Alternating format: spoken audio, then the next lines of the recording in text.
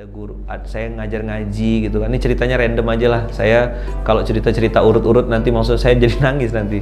Karena episode itu episode yang penting dan tidak ada yang sia-sia. Saya tidak pernah menyesali itu. Saya sadar betul bahwasanya berharap kepada manusia itu pasti kecewa. Saya ngajar ngaji di rumah orang kaya.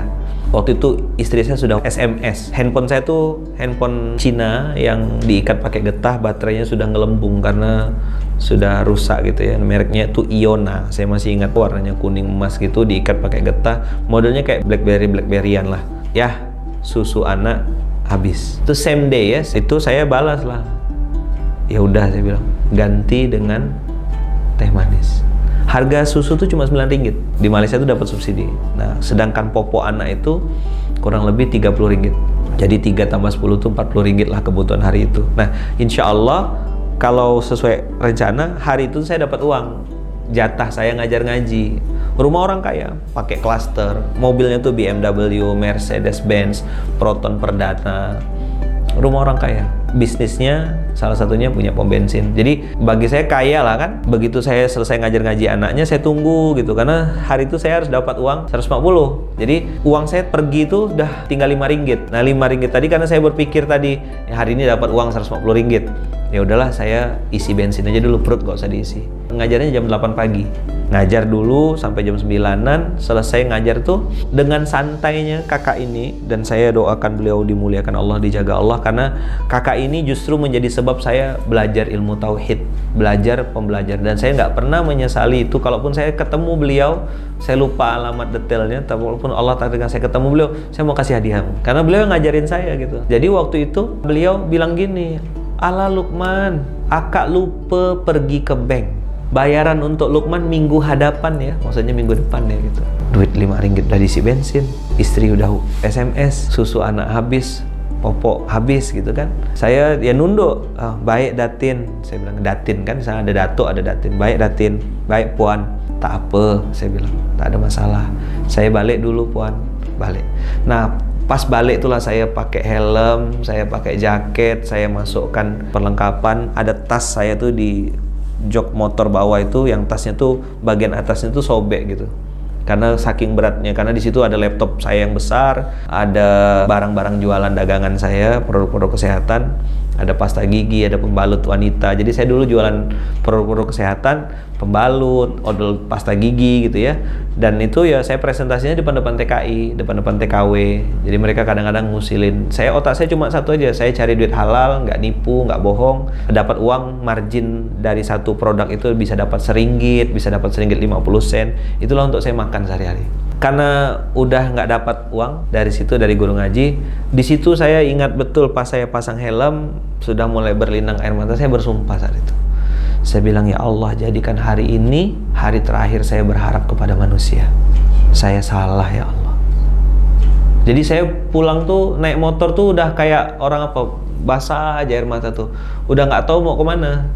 Karena kan mau pulang nggak tahu, nggak ada bawa duit ya kan. Susu anak juga ini. Akhirnya jalan saya dari daerah Ampang, naik motor, saya jalan kosong, hampa, perut lapar, duit habis ya kan.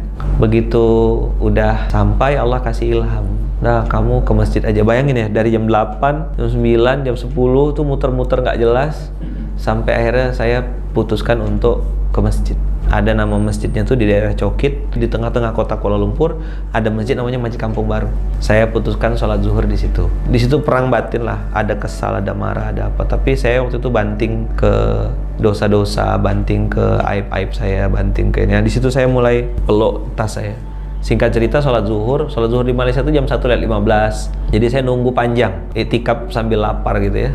Saya noleh kiri kanan, ada nggak yang ngasih makan? Nggak ada.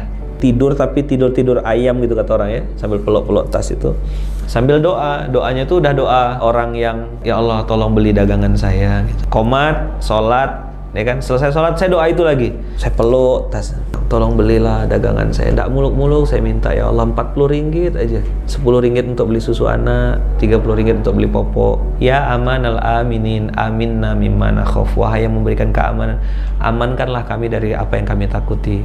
Ya amanal aminin, salimna mimma nakhaf, selamatkanlah kami dari apa yang kami takuti. Ya amanal aminin najjina mimma nakhaf, tolong selamatkan kami, lepaskan kami dari apa yang kami takut. Nah, saya waktu itu masih paham bahasa Arab lah ya, alhamdulillah, walaupun nggak baca Quran berapa tahun itu masih paham sedikit-sedikit. Nah, wirid itu saya jadikan bacaan juga gitu. Ya Allah, saya bilang, sini mau balik bawa pulang uang. Nggak lama setelah saya nangis kan, netesin air mata minta dibeli sama Allah, tolong belilah dagangan saya Allah, tolong beli. Handphone saya bunyi kering gitu.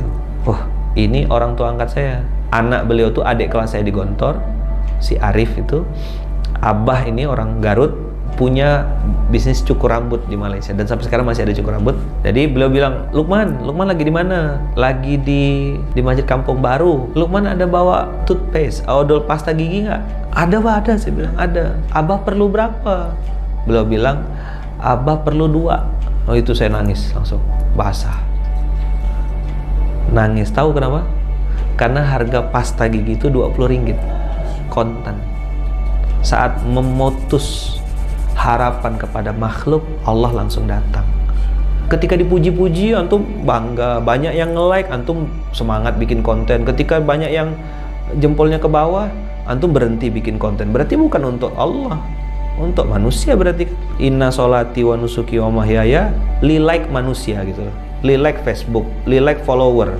Sambil ngelap air mata, saya langsung bergegas bawa pasta giginya datang ke Abah. Nah, jarak dari Masjid Kampung Baru ke tempat Abah itu paling 2 menit lah naik motor.